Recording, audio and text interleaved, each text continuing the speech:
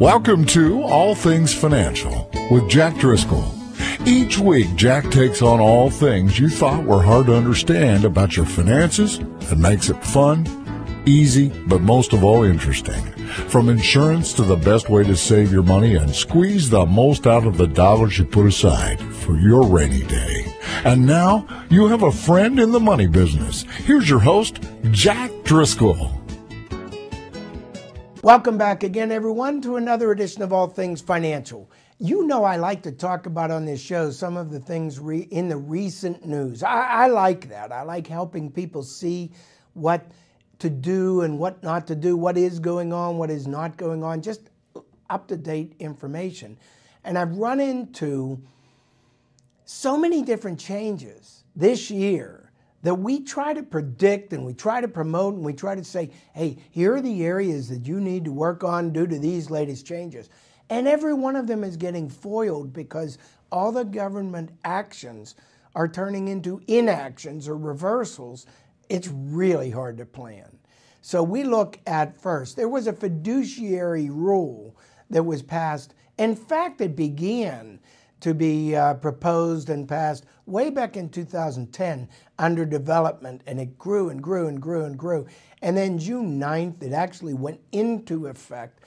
And this fiduciary rule is now under debate and maybe ruled out or maybe thrown out or maybe changed. So I'll explain that in a minute and what that is and what it means to you and whether it's even here to stay. And then we look at health reform. We say, oh, we're going to change this and we're going to throw out Obamacare. No, we're going to keep Obamacare, and GOP has a plan, and then we have this and we have that, and then everything's out and we're back to the original. And all that discussion, it gets us all riled up and we don't know what to do. We don't know whether we're going to lose our health insurance, keep our health insurance, change our health insurance, whether we're going to be eligible or not eligible. What are the costs? Are companies pulling out or are they staying in? And we're in a constant state of turmoil in our financial planning based on those scenarios. Folks, there are some things we can control and there are some things we can't. But boys, those outside forces, it sure would be nice if we had some direction on what was really going to happen when they're proposed, because it's really disrupting our planning. And now we come into, okay, it's not going to be health overhaul. Okay, let's do the tax system. Let's do a tax overhaul. Well, now we're entering into pre-tax season, because when we get to October, November, December, we're in late year tax planning. Probably the most profitable potential time of the year for planning income tax wise. Do we pay bills now? Do we take write-offs now? Do we do this now? Do we contribute to IRAs? Do we wait? Do we do Roth IRA reconversions? What do we do here? Do we recharacterize a Roth IRA and then convert the traditional IRA back into the Roth again? Do we wait? Do we sell stocks and do swap losses? Or do we not take advantage of tax losses? Sounds like Greek, everything I'm talking about right now, doesn't it? Well, those are all the questions and many more, just like it. We sharpen our pencils, financial planners and tax preparers alike, between October and December, because we do tax planning, folks. We don't wait until February, March, and April to report, which is tax returns, our tax reporting. Tax returns only deal with reporting, not changing, affecting, amending, or altering what happened the year before. It's simply reporting what happened. October, November, December, it's proactive tax planning time. Why October, November, and December? Because we've had enough time in this year to get a glimpse on what it might look like by the end of the year. We know we've had casualty losses or not. I talked about the hurricanes and all. If we have unreimbursed casualty losses, it's a tax deduction up to certain limits. We know by now, not that we have had them, but we have 3 quarters in the books. That leaves only 1/4 left. So 3/4 of our year is behind us. We know our income, what it's likely to be. We know a lot of things, and we could predict with our crystal ball between now and the end of the year what things are most likely to look like. So if we hit the lottery, we know, we've got a large taxable event. Or if something happened and we have a windfall, we got an inheritance, and there's a large taxable event as a result of that, we know by now, or whether we're expecting one or selling a house or whatever it is. We also know if we have losses and whether we do tax planning. Well, everything was fine until what just happened? A proposed tax plan that might change into tax or can evolve into tax reform, which might revolve into tax reform the greatest in the last number of years, which might mean all of our plans go up in smoke. But based on what I said at the beginning of the show, we have healthcare in turmoil.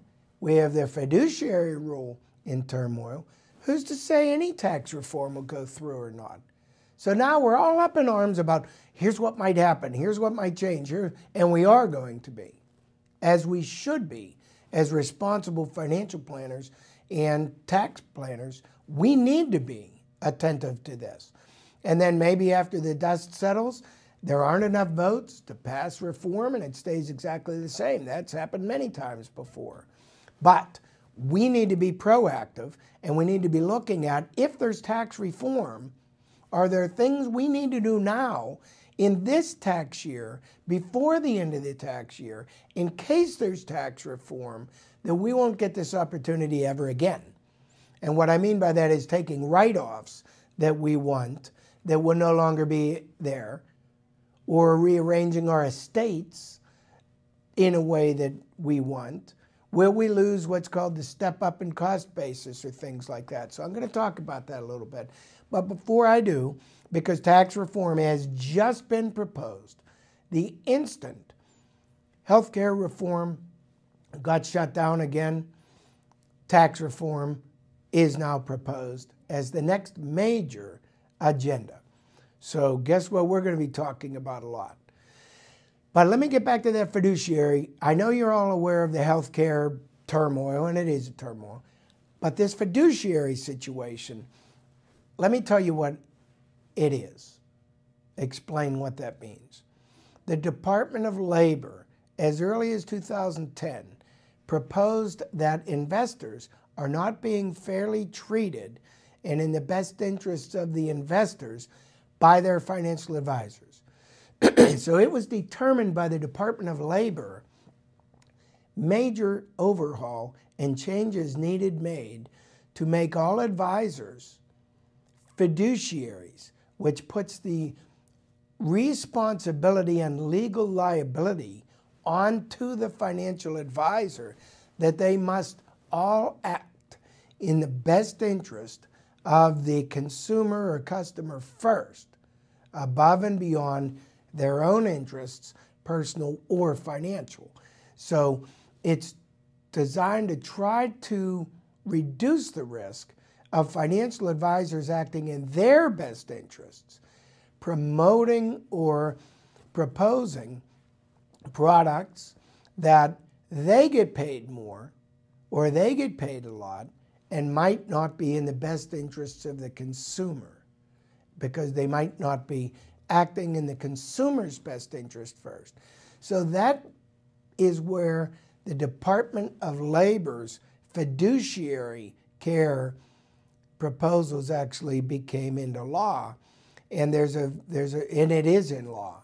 It was finally passed and put into force, put into effect June 9th.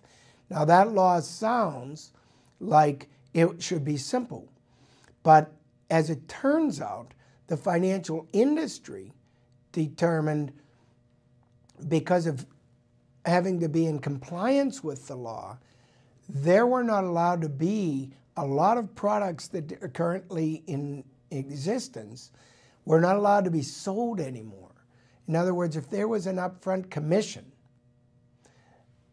and there was a fee-based type product, or if there was a higher fee on one type product and there were lower fee products available, that the higher fee products would no longer be allowed, or the commission, upfront commission products might no longer be allowed. It's a lot more complex than this, but the reason I'm bringing it up is now that whole law is in jeopardy because of many reasons. We have lobbyist groups that are trying to fight it, but we also have situations where many financial products were taken off the table and no longer exist and available to the public when the conflict came that some consumers said, wait a minute, we want free choice.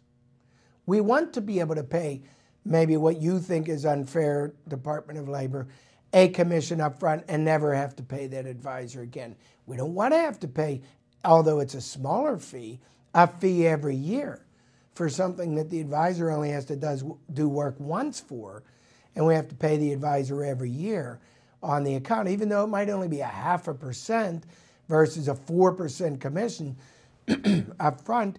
Now we're paying the advisor every year for work they don't have to do anymore, any work, where some accounts now the advisors have to work on every year, keep up to date, and that's a different story. So the customers even felt in some cases they were losing choice, and the companies offering products found they had to remove certain products altogether. But there were no comparable replacement products because the cost factor and structure to provide those products is higher than other types of products. And since they're not allowed to charge the commensurate fees to be able to offer the products, they had to take them off the shelf. So now the whole rule's in jeopardy. The Securities and Exchange Commission, SEC, stepping in and saying, we're going to take over, we're going to throw out that DOL law, we want to bring in the SEC fiduciary law. Well, so now we're in a quagmire.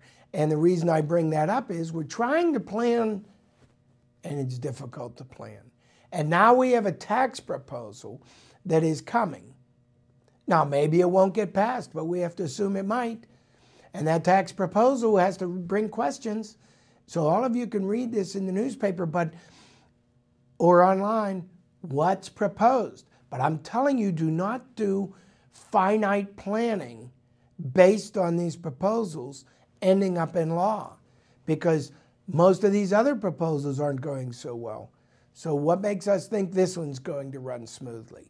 Will we lose a deduction on home mortgage interest? That's a biggie, right? Will we lose deduction for charitable contributions? Right? Because that's another big one. What about our medical expenses?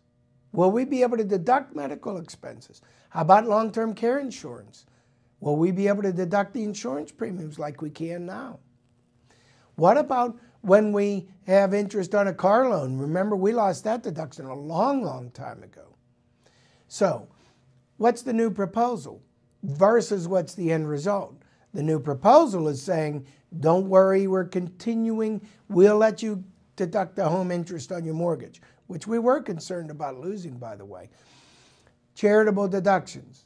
They think they might still allow that, under their proposal. Those are two big industries, so the lobbyists do fight to protect. But what about deductions for daycare? What about credits for college education? What about health savings accounts? What about IRA deductibility? That's been on the table a lot, saying they may get rid, they meaning the government or the IRS, may get rid of the deductions for your 401k at work as a tax-deductible contribution and your IRAs at home as a tax-deductible contribution.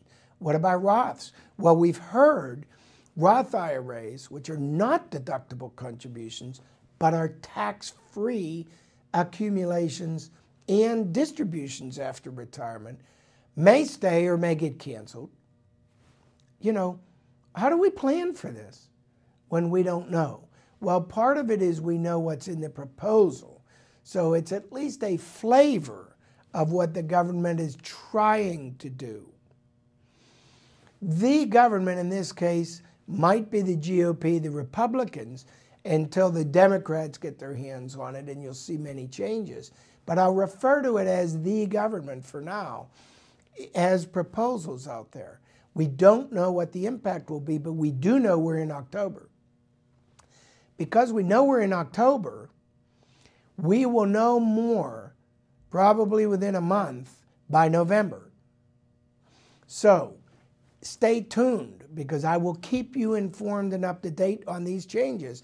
We will have tax planning opportunities between now and the end of the year that we need to make you aware of. We need to alert you about, and we need to take advantage of before the year expires. I know that. I just don't know which ones yet, depending on how this progresses, how these discussions progress.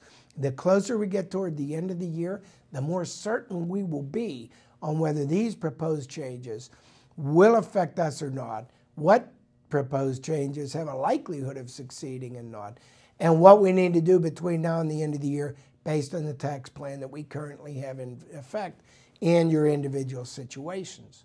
So it's same with businesses. Will we be able to deduct equipment all up front, or do we have to amortize that over 5 years? So if I buy a new piece of equipment, and starting January or whenever this new proposal might take law, it might not be till the end of 2018, the beginning of 2018, retroactive to 2017, who knows? And will it happen quickly is another question. But what happens if near the end of the year, you companies listening typically put off your equipment purchases till very close to the end of the year for the tax write-offs? And what if we can write them all off instead of having to amortize them over 5 years? Or what if we have to now amortize them over a number of years, but you're paying for the expense all up front? Does that mean you'll finance the expense now, so you don't have to be out all the cash up front? It might. We will align tax decisions and tax strategies with the tax rules that are available. And that you need to stay tuned on. What about estate tax? Right now, estate tax rules are pretty favorable, except for the rich. What's definition of the rich? We talk about income definitions when most people say, who are the rich? It's over $250,000 annual income, and then at a higher level, the ultra risk over $400,000 or $450,000 annual income. For estate tax, we can't use that definition because the estate taxes, it is a transfer tax, a federal transfer tax to transfer assets. We could have a huge estate with a very low income. You know, we might have, right now, the rule, we can have, as a joint married couple, in excess of $10 million, both of us hit in a car accident, goes to our heirs, completely federal estate tax free right now under today's code. So we'll call the rich, for this discussion, those whose estates exceed $10 million. It's a little over that. It was $5.43 million, I think, per person. So that's almost $11 million, let's say, in combination. Let's say the rich are in excess of $11 million to transfer. Now, don't forget, if you own life insurance, you have $3 million life insurance policy. Your assets really are $8 million. So you're well under the threshold. But upon death, a $3 million life insurance policy gets paid out, which isn't really an asset very much prior to death. But at death, it instantly becomes worth $3 million transferred to your heirs. Guess what? That's estate taxable. You say, no, it isn't. Life insurance isn't taxable. Everybody knows that, right? Life insurance is not income taxable if it's paid to a direct individual or list of beneficiaries, living beneficiaries. But it's estate taxable. Some people don't know that. So you look at this and you say, I have an $11 million estate all of a sudden where I only had 8. Well, a lot of insurance planners who recognize this situation say, when we buy the life insurance, when we initially buy it, we won't buy it in our individual names or in your individual names. We will actually create an irrevocable life insurance trust called an ILIT to buy the life insurance for you, to keep the life insurance out of your estate, and presto, you're back under the threshold.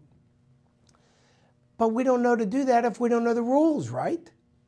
So the key is, the answers are the strategies. As long as we could figure out what the rules are going to be, we could usually figure out the strategies to apply within those rules. But right now we're in a period of flux again. We're in a period of flux on tax planning. Will the estate tax be gone? Will they eliminate, as it is now proposed, the federal estate tax? Guess what? A lot of states have already drafted estate tax laws ready to go to replace the federal estate tax if the federal estate tax is repealed. Imagine that. So the states say, well, if the federal government's not going to charge it, a lot of states are proposing to charge it. Some states do already have a federal estate tax with a credit against, if you owed federal estate tax, they'll credit the state estate tax against it, so you're not paying twice. The concept is, most states say, we won't charge you an estate tax and you be incurring the federal estate tax. Well, Pennsylvania doesn't have an estate tax now. But Pennsylvania does have a Pennsylvania state inheritance tax, which is just like an estate tax. So the Pennsylvania says, it's not over $10 million, $11 million. We don't care. You can have $100,000. They want money. So if you own a house and only a house, and you die and you transfer that house to heirs other than a spouse, the state says, guess what? We're charging a Pennsylvania inheritance tax based on a scale. And the scale is, if it went to a lineal descendant, that's children, grandchildren, direct descendants, offspring, or offspring of offspring, that is a 4.5% Pennsylvania inheritance tax rate. I have $1 million, 4.5% of that is going to the state. Not for any reason other than the right to be able to transfer property. I have brothers and sisters that are also sharing. They are not lineal descendants. Brothers and sisters will be taxed at 12% of whatever they inherit will go to the state. And non-relatives, non-related parties. I want a neighbor who's done favors for me and takes care of me. They will lose 15%, and this is today, to Pennsylvania inheritance tax, whether or not they're subject to a federal estate tax, which most aren't. So just how bad is this federal estate tax and the proposal to eliminate it? For most of us, it's already eliminated. But what we do have in today's tax code, which is highly beneficial, extremely cherished, not even recognized, and we might lose it. I have to study the terminology to find out, or the language in the proposals, to see if they're trying to get rid of this. What is next is called a step up in basis. I've talked about this in many shows. It's called a step up in basis, but it's really a step up in cost basis of all your assets. Cost basis means whatever you paid for an item. An item could be a building, an item could be a car, an item could be a stock. Any capital asset, really any item's kind of like a capital asset, I guess, whether it's a depreciable asset like a car or an appreciable asset like a house or stock. An asset's an asset until it's worth zero. Well, some investment real estate becomes worth zero. And you say, no, it doesn't, and I agree with you. No, it doesn't.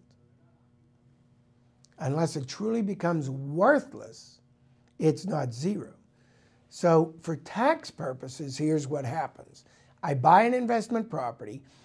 I am allowed depreciation on investment property on my taxes, which means I am allowed to depreciate a percentage of the cost I bought that property for.